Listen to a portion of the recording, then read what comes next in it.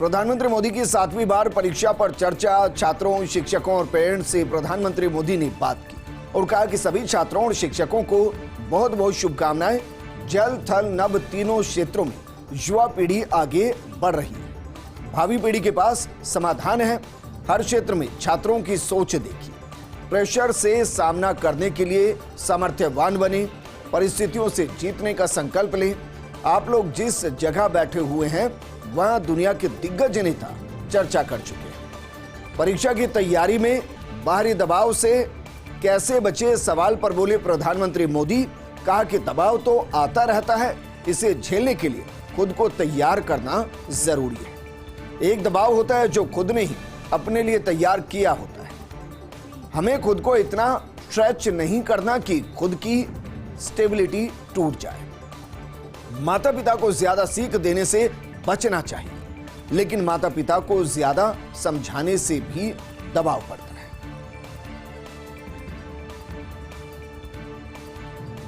राज्यसभा की 56 सीटों पर चुनाव की घोषणा कर दी गई है। 27 फरवरी को होगा 56 राज्यसभा की सीटों के लिए चुनाव।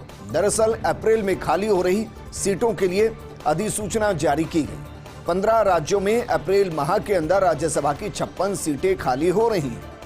राज्यसभा चुनाव में सुबह 9 बजे से शाम 4 बजे तक वोटिंग होगी। 27 फरवरी को ही शाम 5 बजे से काउंटिंग होगी। राज्यसभा के 3 सदस्यों का कार्यकाल 3 अप्रैल को खत्म हो रहा है, जबकि यूपी के सर्वाधिक 10 सदस्यों का कार्यकाल 2 अप्रैल को पूरा होगा।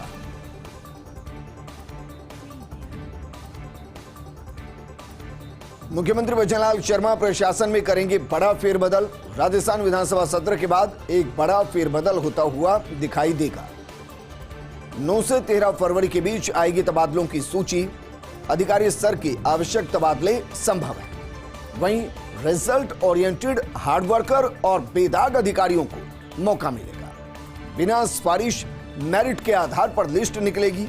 जिनकी रिपोर्ट अच्छी होगी ऐसे अधिकारियों को यथावत रखा जा सकता है, यानी कि उनके तबादले नहीं किए जाएंगे।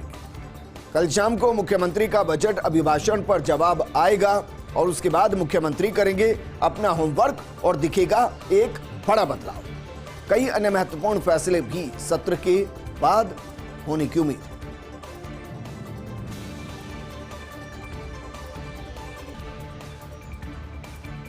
वहीं जयपुर में मचेगी पोलो की धूम। कल से देश और विदेश के नामी खिलाड़ी जयपुर में पोलो खेलते नजर आएंगे।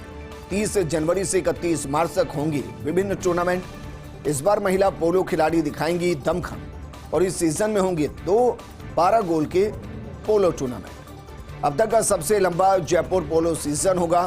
11 सप्ताह तक पोलो का आनंद लेंगे जयपुराइट्स। पोलो खेल रहा है हमेशा से जयपुर की शान। राज परिवार के साथ भी जुड़ा है। पर्यटन को भी पंख लग जाते हैं जयपुर की पोलो से।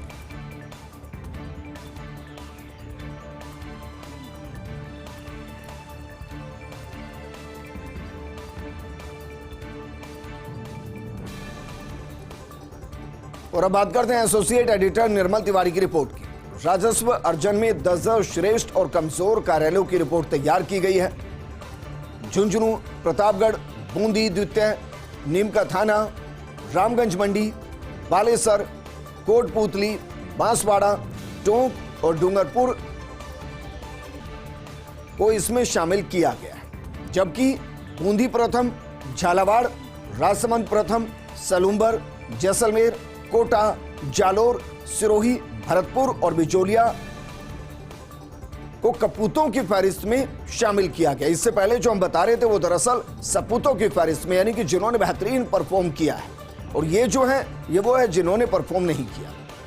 नॉन परफॉर्मर अधिकारियों पर अनुशासनात्मक कार्रवाई की तैयारी की जा रही है। नॉन परफॉर्मर्स को गंवानी पड़ सकती है अपनी फील्ड पोस्टिंग।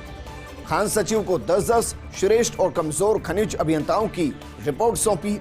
31 के बाद पुअर परफॉर्मेंस वालों को नोटिस जारी किए जा सकते हैं। खान सचिव आनंदी भी कमजोर राजस्व अर्जन वालों को चेतावनी दे चुकी है।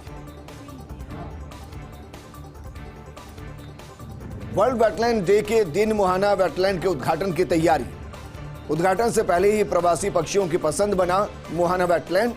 मुहाना वेटलैंड में पेटेंट स्टॉक, स्पूनबिल सहित 133 प्रजातियों के पक्षी, घना की तर्ज पर मुहाना में किया जा रहा वेटलैंड विकसित, करीब 244 हेक्टेयर में तैयार किया जा रहा बीड मुहाना, जेडीए मुहाना फॉरेस्ट के लिए दिए 8 करोड़ रुपए, डीसीएफ संग्राम सिंह कटियार के नेतृत्व में चल रहे कार्य और रेंज अधिकारी जनेश्वर चौधरी के देखरेख में ये कार्य चल रहे हैं।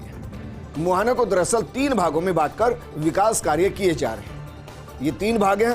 पहला है ग्रासलैंड, यानी कि जहां घास और सिर्फ घास नजर आएगी। दूसरा है वेटलैंड, जहां आपको जैसी तस्वीर दिखा रहे हैं अमूमन वैसी तस्वीरें नजर आएंगी, पानी नजर आएगा, छोटे छोटे तालाब नजर आएंगे। और तीसरी होगी वुडलैंड, जहां आपको पेड़ नजर आएंगे। और ये तीनों ही लैंड को बहुत तेजी से विकसित किया जा रहा है, तैयार किया जा रहा है। पक्षियों की सुरक्षा और बेहतर संरक्षण के लिए बनाए गए हैं। 6 फीट ऊंची दीवार बना दी गई है। दीवार पर 4 फीट ऊंची चेन लिंक फेंसिंग भी कर दी गई है। नेवटा बांध से ओवरफ्लो होकर आए पानी को साल भर संरक्षित रखने के लिए स्लूप गेट बना दिए गए और 5 किलोमीटर लंबी पाल तैयार की गई है। पाल बर्ड वॉचर के लिए भ्रमण पथ का कार्य करेगी। और बात करते हैं प्रदेश में सिलिकोसिस प्रमाण पत्र करप्शन से जुड़ी बड़ी खबर की। करोड़ों के भ्रष्टाचार को लेकर दोषी चिकित्सकों को चार्जशीट जारी होगी। चिकित्सा विभाग ने दौसा, सीकर और चौमू पीएमओ को निर्देश दिए हैं। दोषी चिकित्सक और अन्य मेडिकोज की चार्जशीट मुख्यालय भेजने के निर्देश दिए गए। पूरे प्रकरण में अभी तक 1 चिकित्सक और 2 मेडिकोज निलंबित हो चुके हैं, जबकि 9 चिकित्सक और 11 अन्य कार्मिकों को हाल ही में एपीओ किया गया है। फर्स्ट इंडिया ने प्रमुखता से सिलिकोसिस में भ्रष्टाचार का मामला उठाया था। दरअसल सिलिकोसिस बीमारी होने पर मरीजों को दिए जाते हैं 3 लाख रुपए। इसके बाद यदि मरीज की मौत होती है तो परिवार को 2 लाख रुपए मिलते हैं। इसके साथ ही अंतिम संस्कार के लिए 10,000 रुपए की सहायता दी जाती है। सिलिकोसिस मरीज को 1,000 से 1,500 रुपए तक की पेंशन देने का भी प्रावधान है। अनुदान का फायदा लेने के लिए कई दलाल सक्रिय हैं, जिन्होंने बोर्ड को मैनेज किया और फिर बगैर बीमारी के धड़ल्ले से सिलिकोसिस प्रमाण पत्र बनवा दिए। और इसके लिए एक्सरे की जरूरत होती है, दरअसल चेस्ट एक्सरे की। और कमाल की बात यह है कि एक चेस्ट एक्सरे सैकड़ों लोगों के साथ अटैच कर दिया गया और वहां से करप्शन का बड़ा खेल शुरू।